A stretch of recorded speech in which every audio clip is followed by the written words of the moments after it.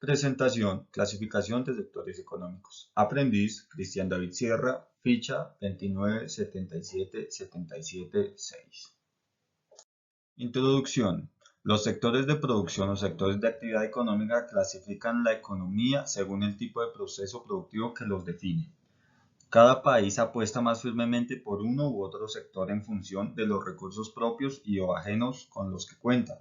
Ejemplo de esto, por ejemplo, países que cuentan con recursos propios, países de África, países de Hispanoamérica y, por ejemplo, países como de Medio Oriente que extraen petróleo y otros países que aprovechan recursos ajenos, pues en general la mayoría, pero por ejemplo países como Estados Unidos, potencias de Europa. Bien, en Colombia, después del petróleo, la actividad más importante es la agropecuaria y forestal. Otros sectores importantes son la construcción, el comercio, los servicios y el turismo.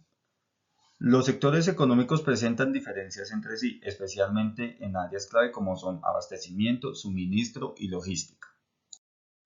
Importancia de los sectores económicos. Para una economía es fundamental el reconocimiento de la estructura de sus actividades productivas, puesto que es de esta forma que se determina cuál es su vocación económica, es decir, su especialización y aquello en que tiene más fortalezas. Volvemos al ejemplo, por ejemplo, en Colombia se enfatiza más en el petróleo, en el sector agropecuario y forestal. En ejemplos como la española se enfatizan más en el sector de los servicios. En México, en industrias manufactureras y el comercio. En Medio Oriente, en el sector petrolero, en algunos países africanos, en la extracción de minerales. Tipos de sectores económicos. Bueno, hablaremos de los tres principales, pero incluiremos un cuarto sector que ya es más enfatizado en la tecnología y un quinto sector que es de los servicios, pero que es de entidades sin ánimo de lucro, gubernamentales, fundaciones, etc. Bien, y empezamos con el sector primario. Abarca las actividades relacionadas con la explotación de recursos naturales, tales como la agricultura, la caza, la pesca, la silvicultura, etc. Estos recursos a su vez son empleados en procesos de producción industrial a modo de materia prima. En este sector es donde los avances tecnológicos han tenido mayor impacto en cuanto a la duración del proceso, mayor aprovechamiento de recursos y planificación más precisa. Sector secundario o industrial.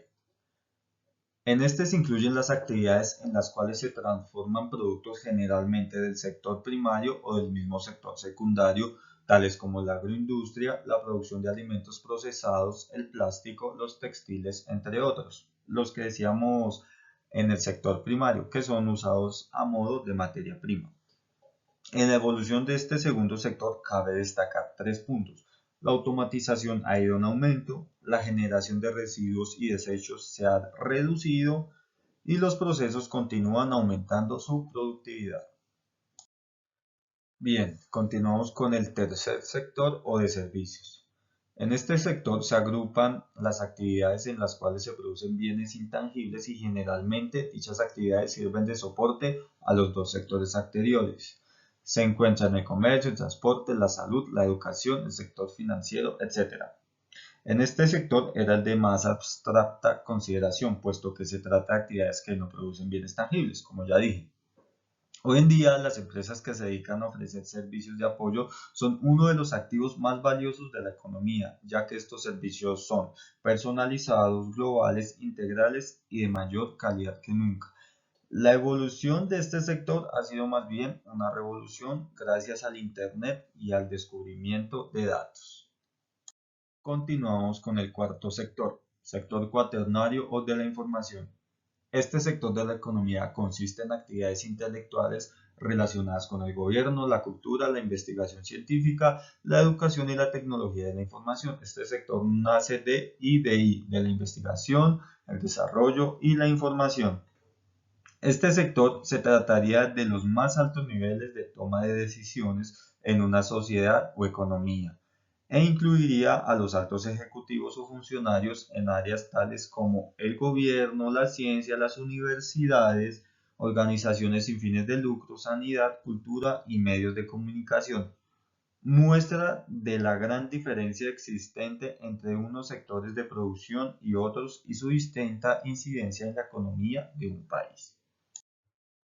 Y terminamos con el sector quinario o quinto sector. En este se agrupan actividades tradicionalmente conocidas como servicios, pero que con el tiempo han logrado encontrar protagonismo y dotarse de formas y modelos productivos con carácter propio.